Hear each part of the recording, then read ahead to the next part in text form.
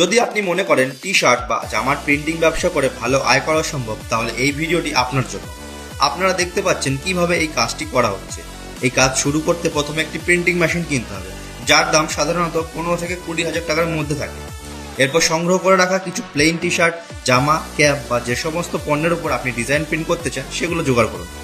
সাথে লাগবে ডিটিএফ বা অন্য প্রিন্টিং ম্যাটেরিয়ালস। সব মিলিয়ে প্রায় 25,000 টাকার মধ্যে সম্পূর্ণভাবে ব্যবসা শুরু করতে পারবেন এবং ঘরে বসেই মাসে 1 লক্ষেরও বেশি আয় করতে পারবেন। নিয়মিত অর্ডার নিন এবং ডিজাইন ভিত্তিক কাজ বাড়ান। ফ্লিপকার্ট, অ্যামাজনের মতন প্ল্যাটফর্মগুলোতে বিক্রি করুন। এক একটি টি শার্ট 400 থেকে 600 টাকা বা তার অধিক দামে বিক্রি করুন। আজ বাজারে ইউনিক বিজনেসের চাহিদা কমেই বাড়ছে। যারা আগে শুরু করেছে অনেকে ইতিমধ্যে বড় হয়ে নিজেদের ওয়ার্কশপ বা ফ্যাক্টরি পর্যন্ত তৈরি করেছে। তাই শুরু করার সঠিক সময় এখনই।